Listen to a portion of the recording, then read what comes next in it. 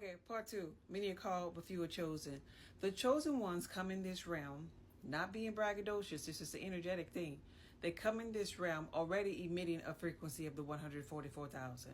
Because they already energetically emit this frequency, this is how the reflections of them in their simulated environment recognize them. This is why the pastor is going to prophesy to them that the greatness inside of them. This is why the lower frequency person is trying to cut them off, make them fall down, make them not feel worthy, so to speak, like, right? Give them a hard time, because everybody feels this aura. The chosen one on his or her journey must begin to ask questions. Well, why is this? Well, why is this? Not out loud, just in their mind. And as they begin to ask questions of why, God, the chosen one, would never ask itself a question that its subconscious mind, don't already know the answer to. So life is going to begin to show them the answers to everything. Like, right? Life is going to answer them through other people, through billboards, through their habitual thinking, that something said voice, their inner self. They will get their answers. And as they get the answers to why are they here? Why is life difficult? Why are the people doing this? Where is home? You know, whatever the question is, when they begin to get those answers, they gain clarity. But oftentimes when I say that people is the chosen one, you know, they'll have those others that aren't just there yet. Well, aren't quite there yet. And they'll be like, well, what do you mean? You think you're special? It's not that, in a sense. It's just like everybody set their alarm clock for a certain time. So everyone has an innate ability to tap into source of energy when they are ready, right? And being that everybody set their alarm clock for a certain time, some people gonna still be asleep when the chosen one is operating in its totality, like, right? That's what makes them the chosen one. But then they have the people who are still asleep and want to do chosen one type things. Those are the ones that we will call called, like, right? Like, say, for example, in church, how they call for the next pastor when one of the pastors die off and they assign it to the son or whatever. They just get assigned. So those are the people that are called. Those people energetically don't vibrate at a frequency of 144,000. They are not chosen to do that, like, right? The chosen ones are really unique in a sense that they didn't want to do it.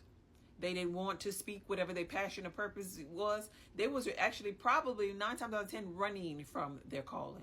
Like, what? When they get prophesied about, you know, speaking or whatever, healing or whatever, they're like, not me. I don't have nothing to say to the people.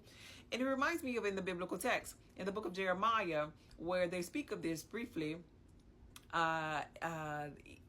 It says in so many words, before I formed thee in the belly, I knew thee, and I ordained thee to be a prophet amongst the nations. And the response was, but Lord, I'm just a child. I don't know what to say. And the reply was, I will give you the words to say. Like, right? Because your gift is like, as a chosen one, your gift is like running behind you, so to speak. Like, and it comes a point in your journey where you can't run no more. You realize, let me just surrender. You realize that it ain't gonna stop running behind you. Let me just do this. I think I need to do this. You know, and you surrender to your calling, whatever that may be. Telepathically communicating, whatever your gift is, it's gonna make room for you once you sit down and start running from it. And people in your simulated environment will already know what your gift is if you don't even know it yourself, right? Others would know it.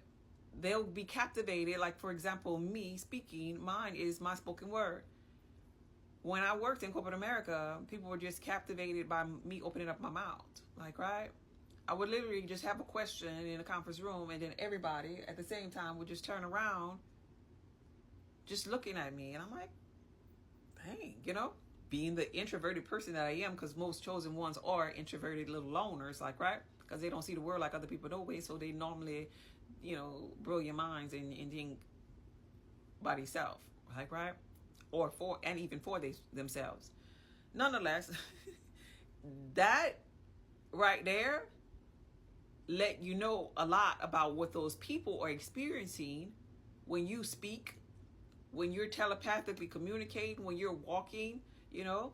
They feel that energy on your mouth, on your aura when you walk in. It's so different from just having a cool voice. It's so different. You stand out. Like, right, there are some people that do voiceovers that stand out because they have a funny type voice. You know, they could get into character. But yours, I'll put it this way, yours may have like an anointing, kind of like, right? Like, for example, and I'm not being ugly with nobody, but let's do Beyonce and Fantasia. You know, a lot of Beyonce fans out there, right? She's known, people like her, but it's something about Fantasia. She got that, like, that anointing. She will be like the chosen one as it pertains to singing. It's a difference, and you feel it.